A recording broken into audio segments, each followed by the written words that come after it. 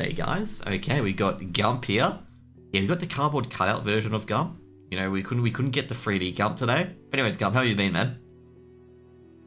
Been good, been good. Life's been good. How's that 2-0 going? Okay, how's that 2-0 feel, especially after how Nuke started?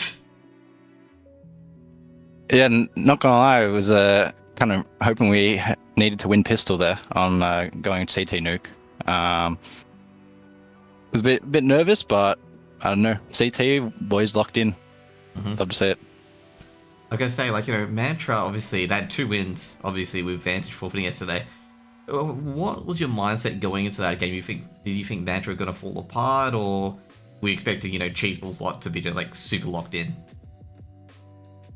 No, I mean we've done a few scrims against them, and they always like put up pretty good fight. And I mean, especially recently, like we were just on break like for a week and a bit, 2 weeks. So that was like our first game yesterday playing in like ages. So the rust is like still pretty there, and I think we're not playing like to the standard we were at the end of last season.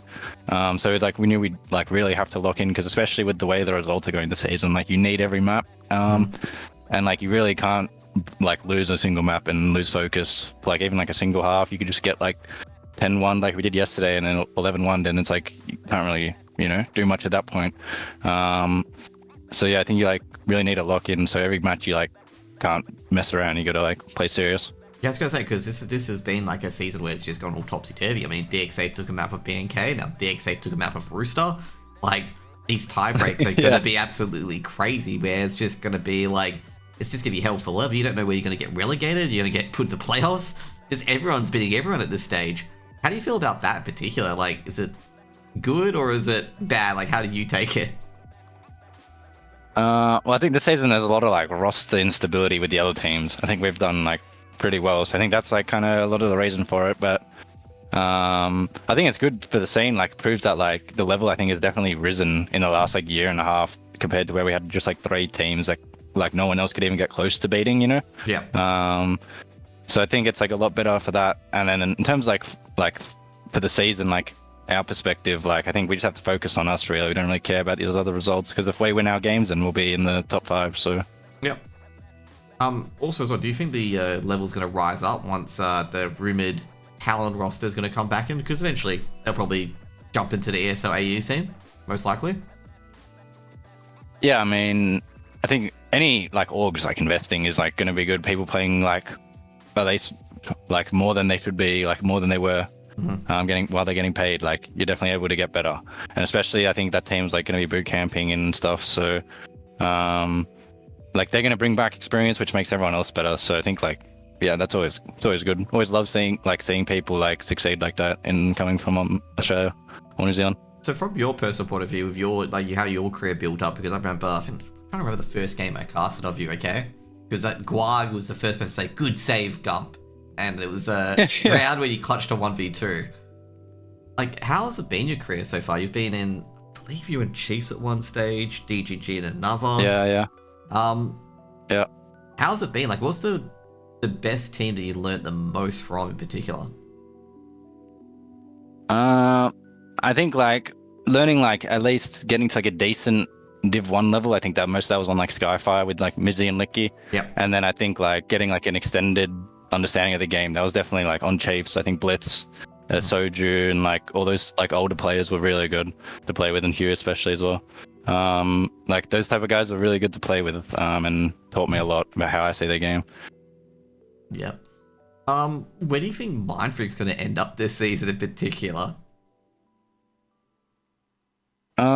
Honestly, I think we have like a super solid 5. Like, I think it's like a team where you have 5 really good players in all their roles, which is like pretty uncommon to get, in my opinion. In Australia, I think we all love like playing with each other, and like the grind to get better. So, I mean, I think that's like the recipe you need to do well in Australia. Honestly, I see us like potentially taking the Pro League spot like at the end of the season. There's still 2. I think there is. Yeah, still 2. Yep. Like, that's definitely the goal. That's definitely the goal. I think we definitely see ourselves achieving as well. We just have to put in the work for it. I'm trying to think of a few questions in particular, but I gotta say, how do you feel your Ancient went in particular? Because I haven't seen Mindfreak play Ancient too much. And I've got to say, you guys seem to just turn it on in those last 3 rounds of the first half. I've never seen such a clean sweep ever. I was just trying to observe like Mantra players and just knock them down. Like, how was it during that 3 rounds? It just felt like we knew what was going on every round. So we just got all the space and like just found easy kills. Just headshotted them. I feel like. I think Ancient is definitely one of our stronger maps. So it's always like if anyone like plays it against us, like you're definitely, I'd say, in the back foot for most teams in Australia. So I think we just like kind of proved that in that game. Like we especially haven't played Ancient in a while. Like just coming in and like straight away, just like still having that level is like good sign. Personally, as a player in particular, what sort of demos do you watch, or what sort of tier 1 teams do you watch in particular to try and shape Mindfreak as X team in particular? Because I've asked Brace and ASAP this, and they said heroic, they said VP and heroic respectively. What about Mindfreak? Is there a different setup there particularly, or is it similar style? No, kind of, I'd say I have a different philosophy where we don't really copy like one team per map. I'd say like we watch like a lot of teams, especially like myself. I watch like even tier 2 teams, Europe, like tier 2 Europe teams. Like Sashi is a good one and stuff. And like I just try to get like as many ideas as possible really, and then like kind of build your own understanding of the game rather than copying someone. I think you get like get more understanding and better like you'll be able to react better and faster when you understand like the reasoning behind everything, why you do stuff. Yep. Any play in particular like that you would model yourself after? Like obviously not to copy, but like more inspiration from? I mean, it depends on like on the scenario. I think like one of the players I've always idolized was Rops. Ever since he started playing, it's always been my favorite player. But in saying that, I don't play most of his roles, so it's not like I can watch him. A lot of the time, I just love the way he plays and the way he aims. Like right now, most of my roles, Donk plays them, so I watch like a lot of Donk. That's always like good to see him just run and headshot people. But yes, like Spinks as well. Spinks is always good to watch. Have you tried to be like Donk and go for those headshots and just like you miss all of them? It's just like, why can't I be like Donk? It's just like Michael Jordan kind of reference. Yeah, I wish I was Steph Curry. I could just like make every three. But when I go out and shoot, like doesn't really end up like that. So but I mean, you got to take that in consideration, find the good things, and then like bring them on yourself. So I mean, I just think especially with Donk, like his movement and crosshair placement is like the things that you can take from him that are really good. And obviously decision making, his rotations are like really good timed. What do you do outside of CS in particular? You mentioned like you shoot hoops in particular. Do you play basketball? Yeah, I mean, I played basketball. I used to play like a rep level, so like pretty decent level. And now I just play with friends on friend teams, so it's pretty chill. But yeah, mainly just chilling right now. I mean, playing CS, this is what I want to do, so give it my all while I can at least. So you're not doing any university studies or anything like that? Nah, not right now. No. So it's all CS, man. This is all or nothing for me. Yeah, pretty much. It seems like that. Like I say, since Savage went to Europe in particular, like to try and further his career, like he's having ifs and buts there. Would you try to do the same as well? Like if that's an option, you get an option from a tier 2 EU team, would you go there? I mean, it'd definitely be an interesting consideration. I mean, not if like Mindfreak was still a thing. I don't think I would. At least like with the experience I had with India, like it's cool and all, and I mean Europe would definitely be better, but it does like take a toll on you living somewhere else for so long and like not being able to see like your family and your friends and all that. And even just like being able to play in like your own home and sleep in your own bed, like stuff like that over a long period of time. So like, I mean, and I think even playing in Australia, while you would probably develop more as a player in Europe, you have it's a lot easier in Australia, like to get these international opportunities, well, to get like, big events, opportunities and stuff. And even like make the RMRs and stuff. So I know there's like a trade-off there, but I'm pretty happy like where I am at least right now. How did you enjoy the India, I think it was Sky Esports, where they had that franchise league? Like, how was it? Obviously you, yourself, Ruffleco, and I think Will went there, right? Was there any more? Yeah. No, that was only 3 Australians. Yeah. Honestly, it was pretty sick. Like, I mean, it's like unique experience. You're not going to really get that uh, for most people. So, free trip to India for like, even though most people probably wouldn't want to go. I thought it was sick, to be honest. I really loved the food. The people were actually really, really nice, and I mean, it is a bit hectic over there, but you know, it's an experience, and you know, can't trade those. So, What's your favorite food from India? Is it the butter chicken? honestly, I didn't see butter chicken once while I was over there. It was actually crazy. Jeez. I thought I'd see it more, but literally didn't see it once. Honestly, I don't know if this is like actual Indian food, but they have it over there at least, like the shawarmas. Those things I just absolutely devoured those. Oh, jeez. For some reason I think it is an Indian food, but I'm not to be too sure. I think it's Indian street food.